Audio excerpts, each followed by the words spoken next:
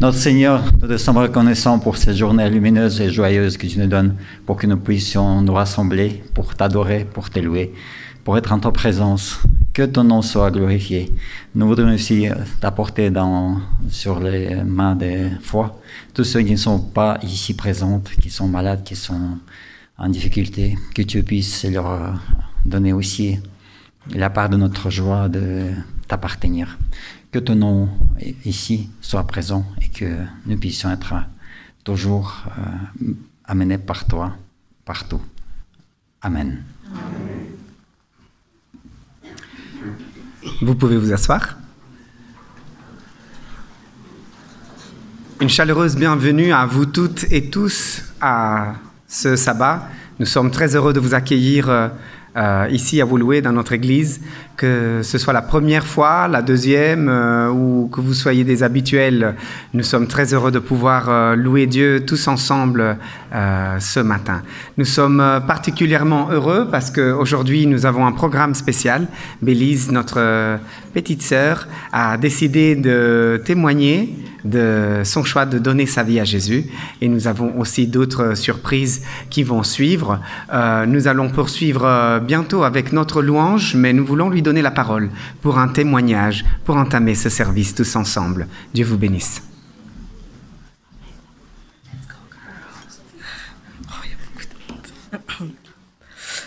Bonjour tout le monde, bon sabbat. Voilà, je m'appelle Bélise, pour ceux qui me connaissent ou qui ne me connaissent pas. Et aujourd'hui, je me tiens devant vous pour vous déclarer mon amour que j'ai pour le Seigneur et l'importance qu'il a dans ma vie. Depuis mon enfance, je me considère comme croyante et chrétienne et j'ai grandi aussi dans cette église.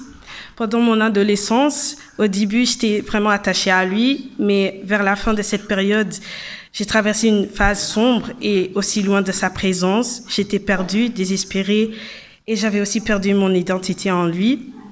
J'ai vécu des épreuves difficiles, mais Dieu est grand. Il était toujours là pour me consoler, me guider, me pardonner et m'encourager à avancer. Il a essuyé mes larmes et guéri mes blessures.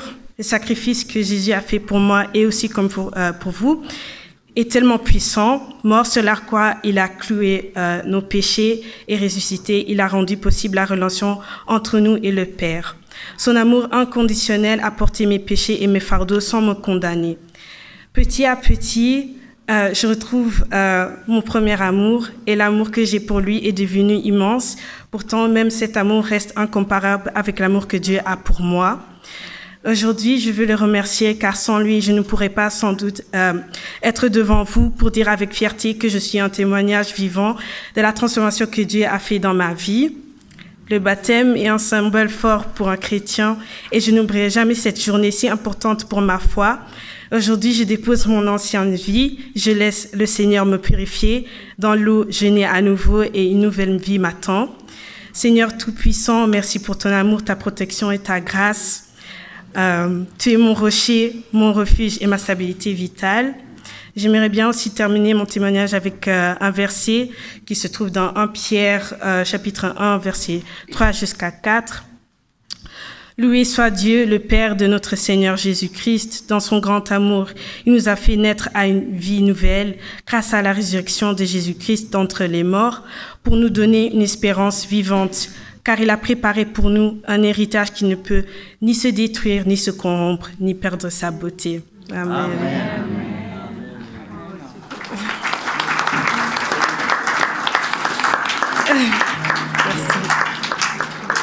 Merci. Ok, aujourd'hui, je vais aussi introduire le prochain chant. Et c'est à propos de la présence de Dieu dans notre vie, peu importe ce qu'on peut traverser dans notre vie quotidienne. On n'a que Dieu qui restera à nos côtés. Il est le soutien de notre cœur et près de lui, on peut se sentir bien. Donc, on peut chanter ensemble « Je n'ai que toi ».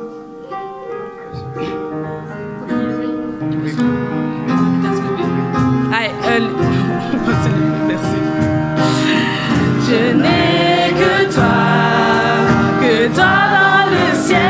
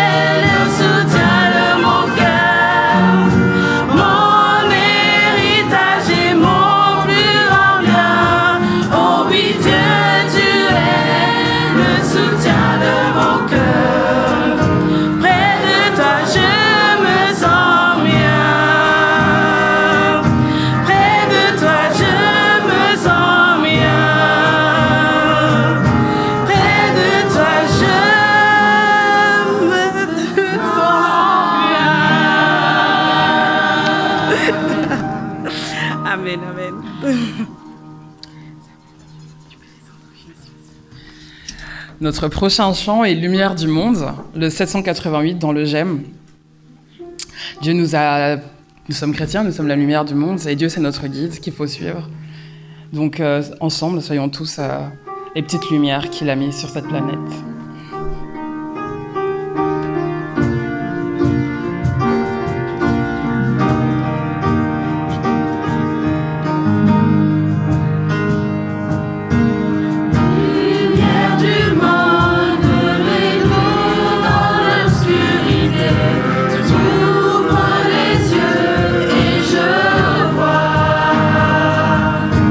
Tant de beauté que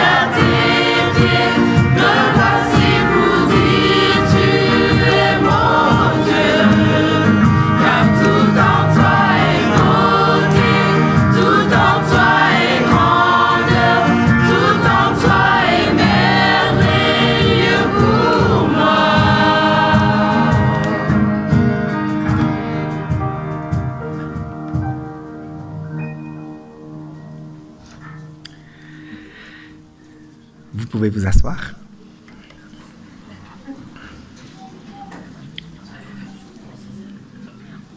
Le prochain cantique, Libre de nos chaînes, c'est un cantique qui a beaucoup du sens pour cette journée, je pense.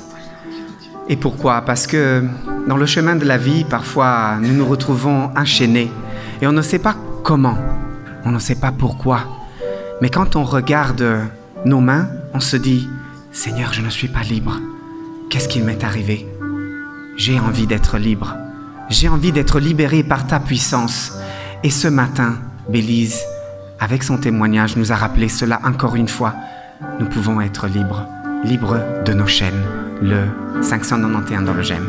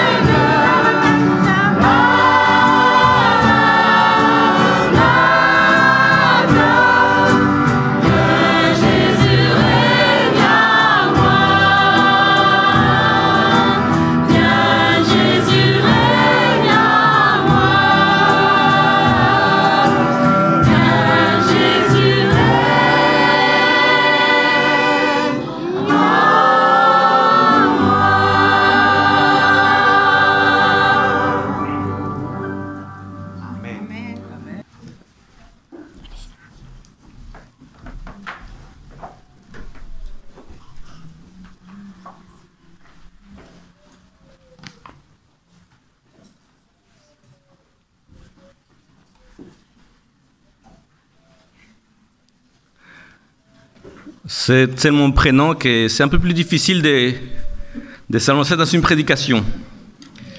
Il n'y aura pas autant d'émotions que pour les chants, mais je ferai de mon mieux.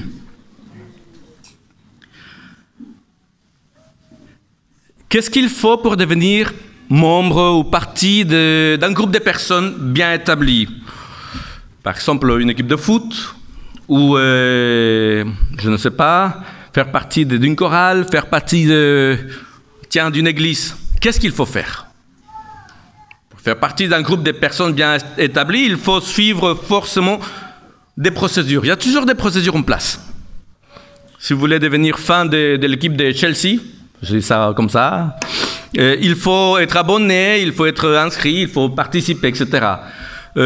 S'il faut devenir membre d'un club de golf, vous savez ce qu'il vous reste à faire. S'il faut devenir membre d'une église, ben forcément, on parle baptême. Et peu importe la manière dont il est pratiqué, toutes les églises parlent baptême quand il s'agit de devenir membre d'église. En matière de baptême, il m'a été donné déjà de voir toutes sortes de décisions pour le baptême. Il y a certains qui prennent toute une vie avant de dire « oui, je le veux » au Seigneur. Il y a d'autres que, moi j'ai vu, après 7 jours, jour par jour, après seulement 7 jours, on dit « moi je veux me donner au Seigneur, moi je veux me faire baptiser ». Il est inutile de dire que, en général, quand il y a des personnes qui décident au bout de seulement 7 jours qu'elles veulent faire partie de l'église et qu'elles veulent se faire baptiser, les églises sont plutôt frileuses. Elles ont un peu peur que la décision ne soit prise que sur l'émotion, que la décision ne soit pas forcément mature. On a peur peut-être d'avoir des chrétiens à l'eau de rose. Peut-être on a peur aussi parfois de laisser n'importe qui entrer faire partie de l'église. Et on a peut-être peur aussi que ça soit néfaste pour la communauté. Les églises qui ont un peu peur de cela n'ont pas tout à fait tort. En effet, je pense que personne n'aimerait voir entrer dans l'église des personnes peu fiables. Ça serait un peu compliqué de dire, voilà, cette personne-là est vraiment immature, mais elle veut faire partie de l'église. Ben, qu'est-ce qu'on fait? Oui, mais on ne va pas simplement leur dire, ah si, viens, baptise-toi seulement parce qu'elle vient et nous dit, le Seigneur m'a dit, elle a appelé à mon cœur, je dois me rendre à lui. C'est pas assez, n'est-ce pas?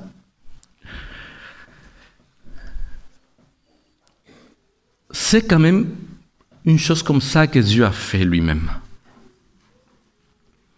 Je ne sais pas comment vous faites pour la décrire, mais je ne trouve pas de mots positifs pour décrire la foule qui est sortie d'Égypte quand Dieu les a libérés, quand Dieu a libéré son peuple.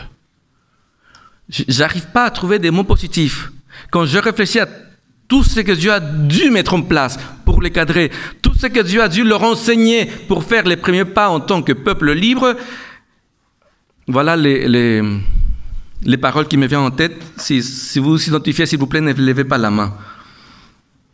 Incestueux, idolâtre, meurtrier, irrespectueux de la propriété autrui, râleur, polygame, infidèle, adultère, égoïste, violent, menteur, envieux, incrédule et surtout incapable de vivre ensemble. Ça, c'est le peuple que Dieu a fait sortir d'Égypte. Non seulement il les a fait sortir d'Égypte, mais il avait en tête de leur dire, allez, moi je vais être votre Dieu et j'aimerais que vous soyez mon peuple. Peut-être qu'il aurait dû être un peu plus prudent, le Seigneur. Peut-être qu'il aurait dû agir autrement. Peut-être qu'il aurait dû envoyer Moïse, déjà avec les 10 commandements, les tables de la loi. Il aurait dû peut-être se présenter en Égypte et leur dire, voilà les 10 commandements. Voilà la parole du Seigneur. Quand vous aurez appris ceci par cœur, quand vous aurez tout mis en pratique à la perfection, alors le Seigneur viendra vous libérer. Au moins, les peuples d'Israël auraient su à quoi se tenir, n'est-ce pas? Mais Dieu n'a pas agi comme ça. Au moins pour 2 raisons. La première, c'est aussi longtemps que nous serons ici sur cette terre, dans ce monde qu'on appelle un monde de péché, dans des faiblesses, des défaillances bien ancrées dans notre être, aussi longtemps que nous serons ici, l'obéissance, c'est un domaine dans lequel on va irrémédiablement tomber.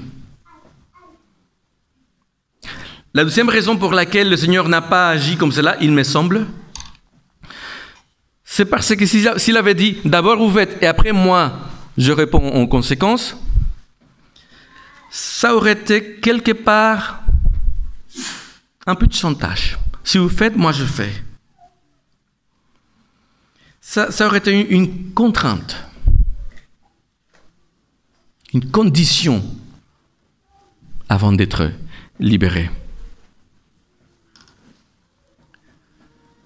Mais Dieu n'a pas fait comme ça. Dieu n'a pas mis de conditions avant de les libérer. Dieu n'a pas attendu qu'ils soient parfaits dans leur obéissance parce qu'autrement ils seraient encore là, le peuple d'Israël en tant qu'esclave de l'Égypte.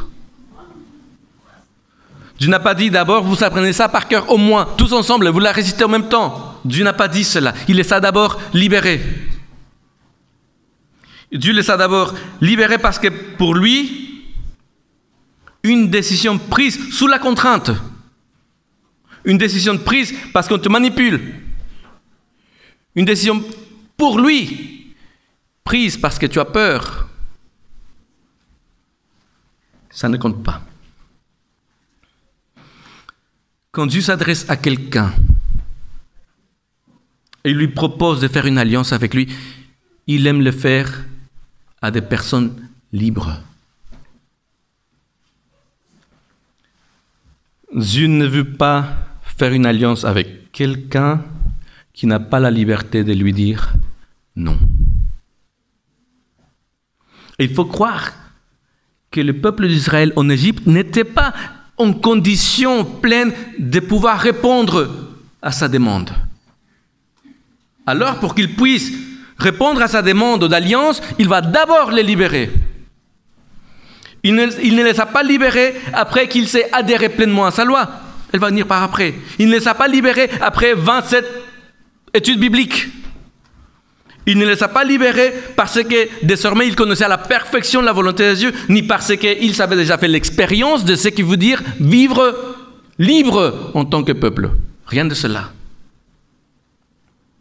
Dieu les a d'abord libérés pour qu'ils puissent être en condition de répondre oui ou non à sa demande. Et il les a d'abord libérés, surtout parce que toujours, la grâce de Dieu précède sa loi. Maintenant, vous allez me dire, c'est bien beau, mais dès qu'ils ont dit oui, la première chose que Dieu a fait, c'est leur donner la loi. Effectivement. Alors vous pourriez dire, mais est-ce qu'on peut encore parler de grâce ? Je pense que plus que jamais. Mais il faut comprendre comment la loi qui met des règles, qui met des cadres, qui met des balises, peut être l'assurance de sa grâce. C'est vrai que la loi limite notre champ d'action. Mais cela, ce n'est vrai qu'en attendant que nous puissions comprendre que la mission de la loi de Dieu est plus révélatrice que législatrice. Elle est plus didactique qu'impositrice. Si nous ne comprenons pas l'intention profonde de la loi de Dieu, nous allons finir par prendre cette loi et l'utiliser comme un instrument de ségrégation, de condamnation, de culpabilisation, d'élitisme. Ah, toi, tu n'obéis pas pleinement le commandement comme il se doit, alors toi, dehors. Ah, toi, chrétien de deuxième catégorie. Ah, toi, tu fais comme ça, nous, on fait comme cela. Décalé.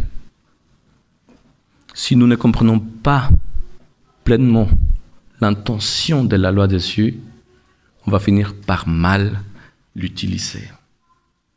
Quand Dieu a libéré le peuple d'Israël, et quand il leur a proposé sa loi, dans toute cette démarche, il s'est révélé lui-même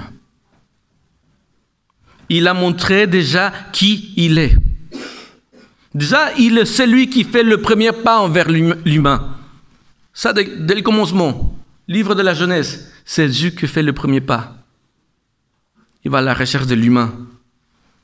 Une autre chose qu'il a démontré, c'est que celui qui nous invite à établir une alliance, non par nos mérites, mais une alliance en réponse libre à son appel. Un appel à vivre avec lui une vie sans précédent dans notre histoire. Il nous appelle, il nous invite à donner une réponse libre, sans pression, pas sur la base de nos mérites, mais simplement parce que je veux découvrir autre chose. Il a aussi révélé que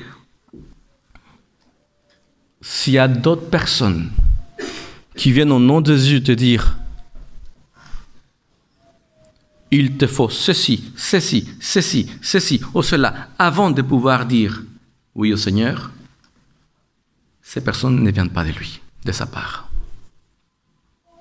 Parce qu'en dehors d'une volonté pleine et sincère de faire de ton mieux en le suivant et d'apprendre à fur et à mesure ce qu'il te révélera, il ne te demande rien d'autre. Il ne te demande pas la perfection dans l'obéissance, mais il te demande la perfection dans l'intention de faire de ton mieux, toujours ton 100% à ton niveau. S'il y a quelqu'un d'autre qui te demande quelque chose d'autre, ça ne vient pas de Dieu. Une autre chose que je trouve qu'il a révélée dans sa démarche de libération du peuple d'Israël, c'est qu'il veut qu'on sache que s'il nous appelle, il nous appelle vraiment tel que nous sommes. Peu importe notre passé, peu importe notre présent. Il veut que tu l'entendes et que tu te dises « Je veux de lui. Je veux découvrir ce qu'il a à m'offrir. » Voilà le Seigneur. Voilà mon Seigneur. Sans accessoires supplémentaires. Qui ne fait pas de sa loi une condition, mais un outil de délivrance. Qui ne fait pas de sa loi une barrière, mais les moyens pour le comprendre, mieux le comprendre, et nous approcher de lui. Présenter un Seigneur qui n'accepterait que ceux qui remplissent certains critères d'accès en dehors d'une volonté sincère et totale de le suivre, ou présenter un Seigneur qui ne délivrerait et ne sauverait que ceux qui accomplissent à la perfection sa loi, c'est présenter un Dieu qui n'est pas le Dieu de la Bible. C'est présenter un faux Dieu. Cela deviendrait à s'incliner et à adorer non le Dieu de la Bible, mais le Dieu de nos convictions personnelles, un Dieu selon nos propres désirs. C'est quand même particulier, les 10 commandements commencent comme ceci. Alors Dieu prononce à toutes ces paroles. Je suis le Seigneur, ton Dieu. C'est moi qui t'a fait sortir de l'Égypte, de la maison d'esclaves. Je suis le Seigneur qui libère. Ça, c'est moi. Tu n'auras pas d'autre Dieu devant moi. Tu n'as pas besoin d'avoir d'autre Dieu devant moi. Tu n'as pas besoin de te faire des statues, ni aucune forme de ce qui est dans le ciel, en haut de ce qui est sur la terre, ou en bas de ce qui est sous la terre, ou encore sous les eaux, sous la terre. Tu n'as pas besoin de te prosterner devant tout cela, ni les adorer. Il n'y a que moi qui libère. Vous savez, il n'est pas nécessaire de se fabriquer des statues et de se prosterner devant elles pour tomber dans l'idolâtrie. Et il faut si peu pour finir par mettre nos propres idées sur Dieu au-dessus de ce que la Bible elle-même dit à son sujet. Et du coup, on devient nous-mêmes notre propre référence en matière de religiosité. Et on se croit les détenteurs exclusifs de l'accès au salut éternel. avec combien de facilité certains croyants, certains chrétiens se sont sentis en liberté et dans le droit de juger l'autre parce qu'il ne croit pas comme eux ils croient, parce qu'il ne pratique pas comme ils pratiquent, parce qu'il ne chante pas comme ils chantent. Ça, tristement, se reproduit très souvent. Il ne faut pas croire, hein. Il ne faut pas grand-chose pour vouloir prendre la place du Seigneur et réduire les autres à l'esclavage de nos idées ou de les considérer comme des exclus du royaume. D'où l'importance, la grande importance de se faire une idée correcte de qui est Dieu, selon ce que la Bible enseigne. C'est tellement important que les 10 commandements commencent par « Je suis le Seigneur qui te libère ». Tu n'auras pas d'autres dieux, parce que d'autres dieux vont te rendre esclave. Tu ne t'inclineras pas devant eux, tu ne les adoreras pas. D'où l'importance que Jésus lui-même, il attache à révéler qui est son Père. Il va dire, « Père, j'ai fini ma mission. Je leur ai montré qui tu es vraiment. » Et c'est important parce que quand tu reçois Dieu tel qu'il est, Jésus l'a dit, tu reçois la vie éternelle. D'où l'importance, je pense, que notre Dieu attache à ce que les descendants de Jacob se fassent une image correcte de qui il est. Il est le Dieu qui libère. Le Dieu en qui je crois, et je me plais à croire, le Dieu en qui désormais Bélise croit, c'est le Dieu qui libère. Et ce Dieu qui libère, il t'invite à découvrir avec lui une vie de vraie liberté. Une vie où, petit à petit, tu deviens un peu plus comme lui. Et tu deviens, avec sa force et sa sagesse, et en son nom, un instrument de libération pour les autres. Et tu deviens un instrument de libération pour les autres sans condition préalable. Tu contribues à leur libération non parce qu'ils le méritent, et non pas non plus pour qu'ils se sentent obligés après de dire oui à ton Dieu. Tu deviens un instrument de libération tout simplement parce qu'apporter la libération, la liberté devient ta vocation, à l'image de Dieu qui libère. Si mon Dieu est celui qui libère, et si mon Dieu est celui dont je ne peux pas fixer l'image, autrement je tombe dans l'idolâtrie de mes propres pensées et mes convictions. Si le Dieu de la Bible, c'est celui que je ne peux pas enfermer dans une idée parce que je vais forcément, si je dis, ça c'est Dieu, voilà, je te l'explique. Du moment où je me fixe dans ma tête une image de Dieu, je déforme l'image de Dieu.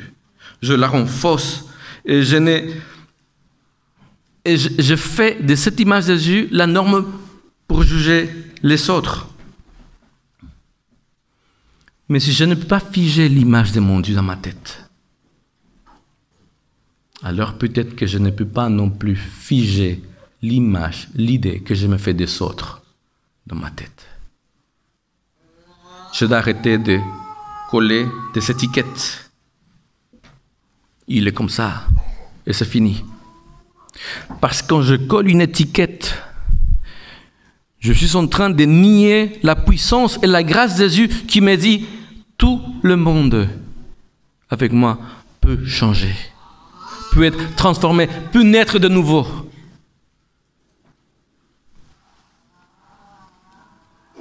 Quand je colle des étiquettes et je refuse de les enlever, je suis en train de nier le processus de transformation et libération dont Dieu seul se fait garant.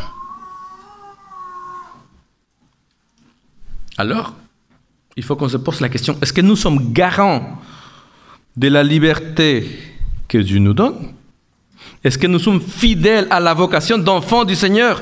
Est-ce que nous sommes un instrument de libération qui luttons contre les clichés et le jugement facile? Ou nous sommes une barrière? entre Dieu et les autres. Quel est le message que nous transmettons autour de nous? Quel est le Dieu auquel on dit oui quand on lui dit oui? Bélise a témoigné de sa vie, de son vécu. Et c'est une femme libre que ce matin, elle dit devant vous tous, oui Seigneur, sans contrainte, sans condition de perfection, mais convaincue qu'elle veut vivre avec lui quelque chose qu'elle ne connaît même pas encore, mais qui est certainement meilleur de jour en jour. Bélise fait ce matin le choix de Dieu qui libère, et elle veut lui donner son avenir pleinement. Dieu fait la même offre. Dieu fait la même offre à nous tous ce matin. Il nous offre, il nous propose de le connaître tel qu'il est, et il nous propose de connaître en lui la vraie liberté. Qu'est-ce que tu vas répondre? Bélise a répondu oui, et Bélise va venir ici devant pour pouvoir témoigner de manière officielle son désir de Dieu et son désir de s'attacher à l'Église adventiste du 7e jour. Mais non seulement Bélise.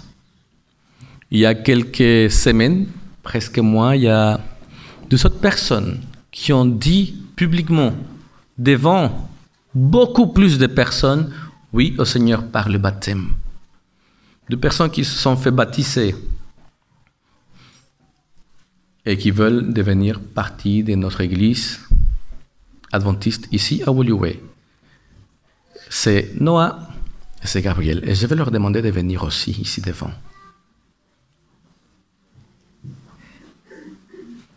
Nous pensions commencer la série des baptêmes aujourd'hui avec Bélise, mais ils nous sont devancés. Ils l'ont fait pendant le Camporé en juillet dernier. Ils sont fait baptiser et ils ont dit « Nous voulons devenir membres aussi de l'Église adventiste à Woluwe ». Pour devenir membre de l'Église, nous faisons ce qui s'appelle une profession de foi ou le vœu du baptême. Vous êtes déjà baptisé. Pour vous, il ne faudra plus entrer dans l'eau, mais simplement l'acceptation de la part de l'Église suite à votre profession de foi. Alors, je vais poser des questions à tous les 3. Eux aussi sont tout à fait libres de descendre ou de partir. Hein. Sachez-le. Surtout Noah qui est super timide. Alors, je vais poser 4 questions et après vous pourrez répondre. D'accord? Acceptes-tu Jésus-Christ comme ton Seigneur, comme celui qui veut t'offrir personnellement une vie meilleure ici et pour l'éternité? Il faut faire des gestes plus grands, sinon ils ne vont pas voir. Désires-tu vivre avec lui une relation telle que la vie qu'il veut t'offrir devienne une réalité dans ta vie dès à présent? Oui. La déclaration de croyance fondamentale des adventistes du 7e jour sont une compilation de ce que nous croyons de Dieu. Nous sommes toutefois appelés à approfondir et questionner les Écritures et notre façon de les comprendre pour connaître toujours mieux notre Dieu, pour mieux l'aimer, pour mieux le servir lui et l'humanité. Acceptes-tu cette façon de comprendre la Bible? Veux-tu t'engager par la grâce de Dieu à vivre en harmonie avec les enseignements bibliques? Désires-tu être baptisé pour témoigner publiquement de ta foi en Jésus-Christ? Ou accepté par profession de foi? Être accepté dans la communauté de l'Église adventiste du 7e jour et la soutenir fidèlement, elle et sa mission, par l'influence que tu peux exercer autour de toi, ainsi que par tes dîmes et tes offrandes et par une vie de service. Oui.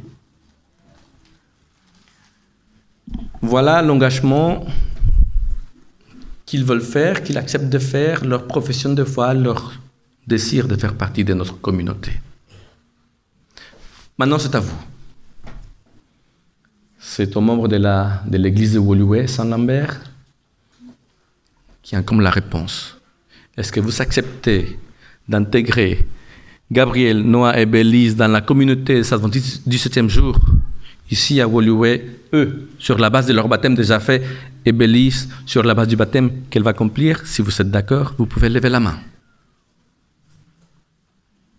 Voilà. Merci pour l'amen. Merci pour le...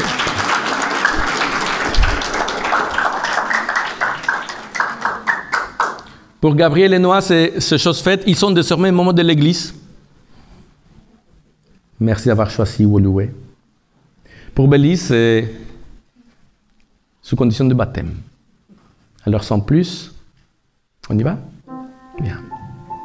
Merci.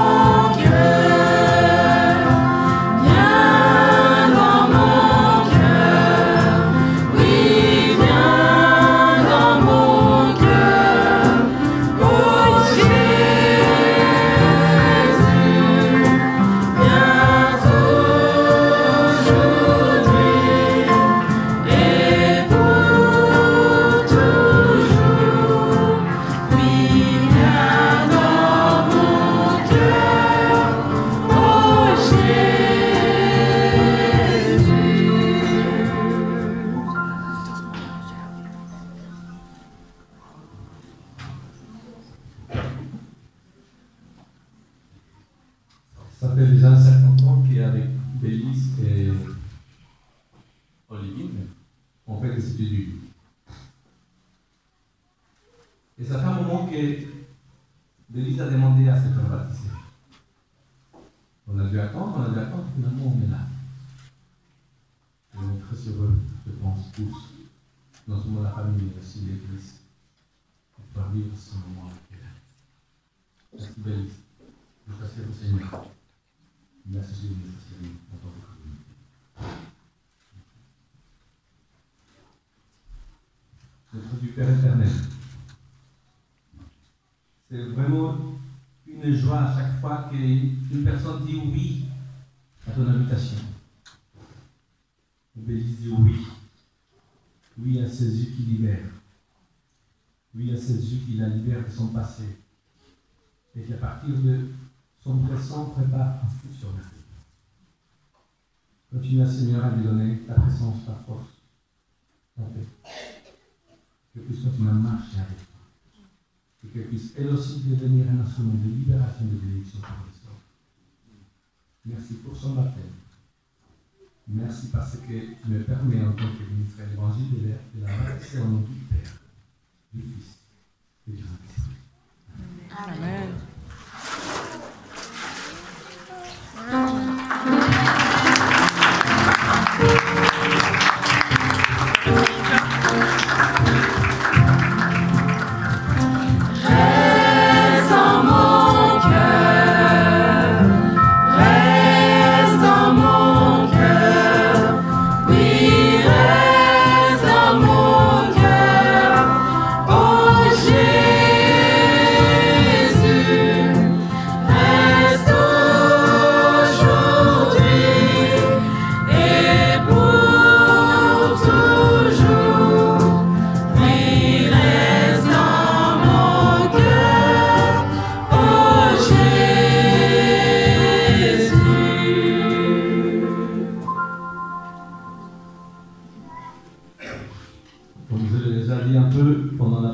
Cette année, nous commençons une série heureuse et bénie des baptêmes. Gabriel Lenoir, Bélise et d'autres sont préparés et qui sont prêts pour le baptême. Et nous allons célébrer régulièrement des baptêmes d'ici jusqu'au mois de décembre. C'est une joie, c'est une victoire du Seigneur. Et ceci, je pense, un appel à d'autres.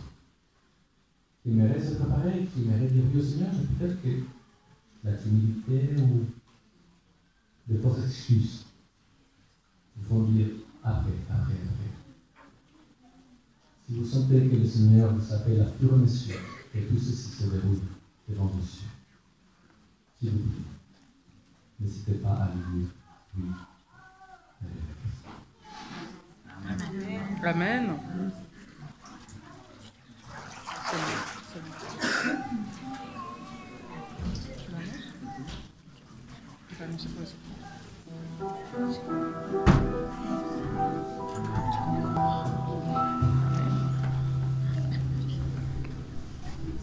Et maintenant que nous attendons que Bélise et Carlos nous rejoignent pour se préparer, pendant qu'ils se préparent, nous vous invitons à poursuivre dans la louange en chantant le 449, « En toi, Seigneur ». Oui, parce que c'est en lui que nous avons mis notre confiance, c'est en lui que Bélise a mis sa confiance et aujourd'hui, nous voulons renouveler cette promesse avec elle. En toi, Seigneur.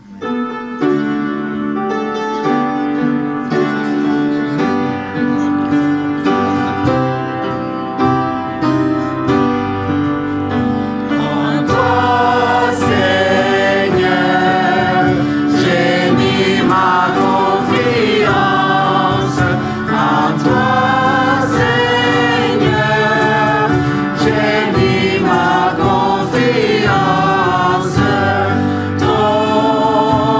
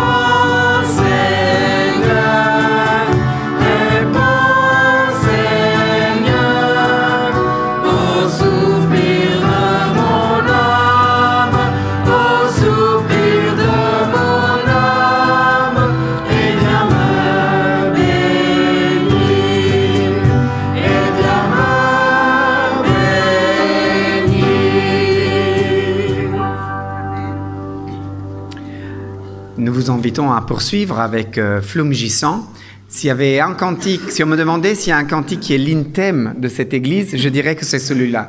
Donc je vous invite vraiment à le chanter avec tout votre cœur, toute votre énergie. Flumgissant. Et oui, mettez-vous debout. Comme ça, on va pouvoir bouger un peu.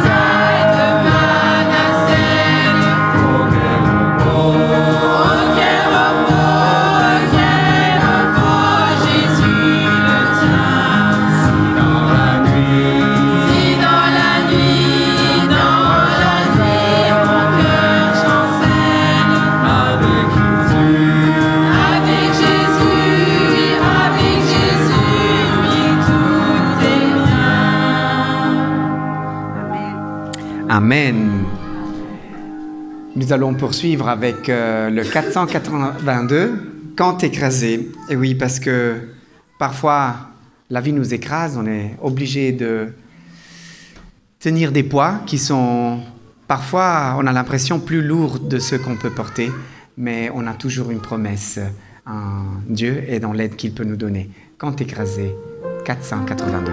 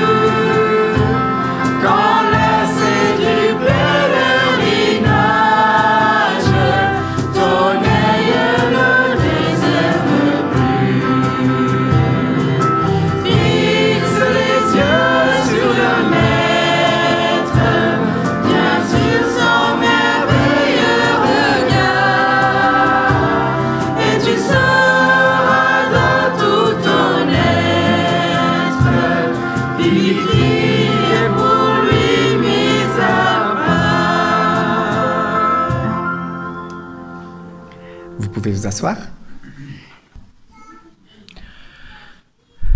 Nous touchons à la fin de la cérémonie, mais pas des réjouissances.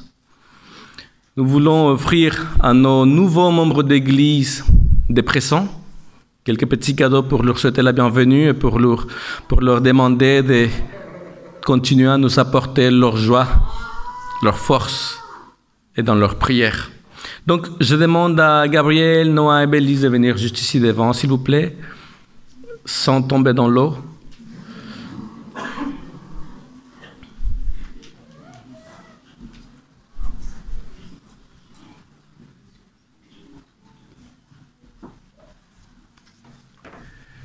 Souvent on dit honneur aux dames, mais là on va commencer avec Gabriel. Gabriel, ceci est ton certificat de baptême, et il dit ceci, il dit la même chose pour tous les autres, je ne vais pas dire 3 fois la même chose, donc ça, il n'y a que les noms qui changent. Selon l'ordre de notre Seigneur, Gabriel Rossi a été baptisé au Moulin de l'Hérault, en France, et il est reçu dans l'église adventiste du 7e jour de Woluwe-Saint-Lambert, le 13 septembre 2025, au sein de notre fédération, la fédération belgo-luxembourgeoise. Donc, après, il y a la signature du pasteur, du secrétaire d'église, et il faudra que tu mettes ton nom. À l'intérieur, tu vas trouver nos croyances, ce qu'il faut surtout les vivre avec cœur. Ça, c'est pour toi, Gabriel, de la part de l'église. Attends. Et nous avons aussi toujours quelque chose de plus. Nous avons un livre qui s'appelle « Méditation humoristique pour un monde meilleur ». Non, aussi de la part de l'Église. Voyez le style. Ok. C'est pas pour les vieux, c'est que pour les jeunes. Mais ton papa voulait lire aussi. Ça, c'est pour que tu n'arrêtes pas de grandir, de croire, d'espérer en Dieu. Tiens. De rien.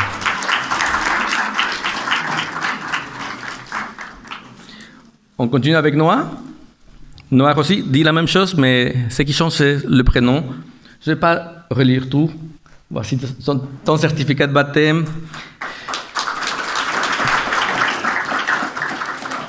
Et voici pour toi aussi 2 petits livres. Un livre avec des prières, des petites prières. Tu pourras lire à ton aise et les faire si tu en as envie. Et l'évangile de Marc, fait de manière un peu plus facile et agréable à lire. Ce n'est jamais de trop. Voici pour toi. Et... ça,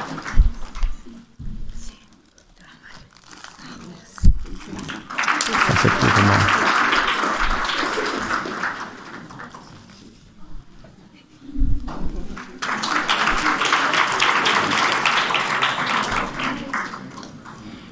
Et ça, c'est le certificat de baptême de Bélise.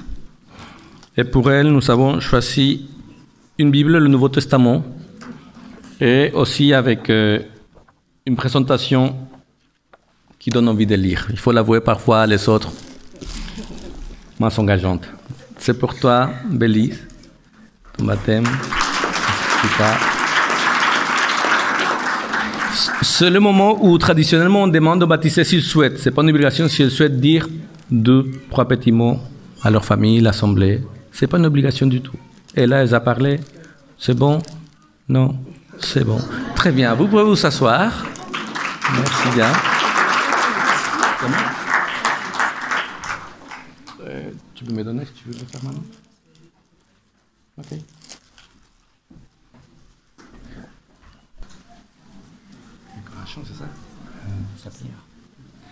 De tout cœur, nous remercions tous les participants, surtout Bélise, et tous ceux qui sont ici présents. Je vous invite à nous lever pour être en présence de notre Seigneur, pour lui rendre gloire, pour prier ensemble.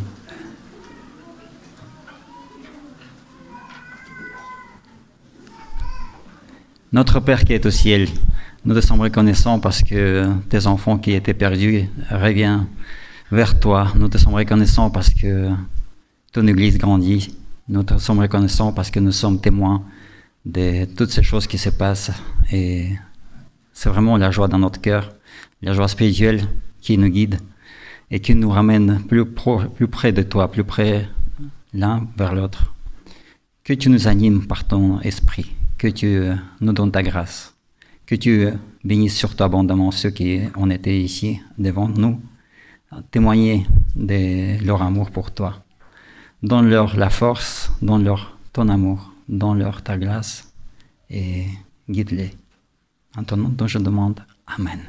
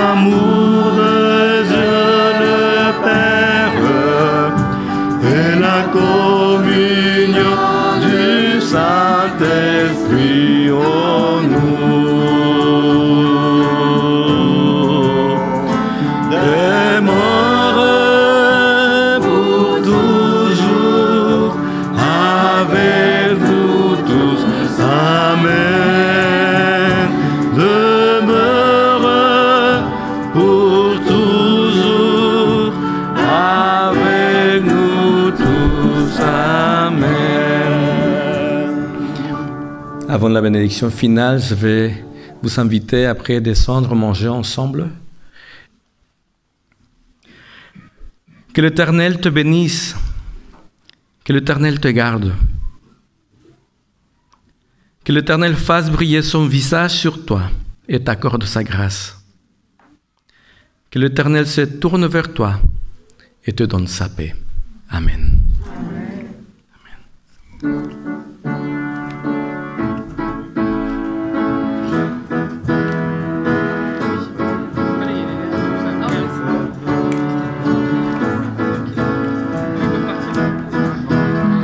Nous vous invitons à quitter l'église en chantant avec nous.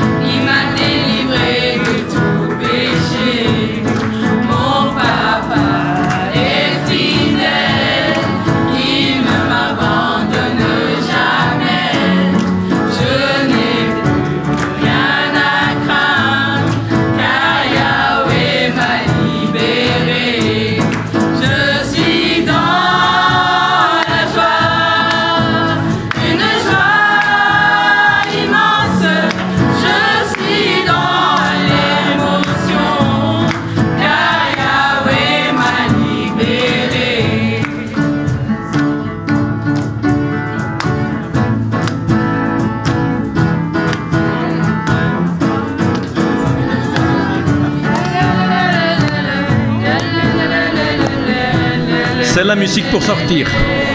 Donc vous êtes invités à descendre.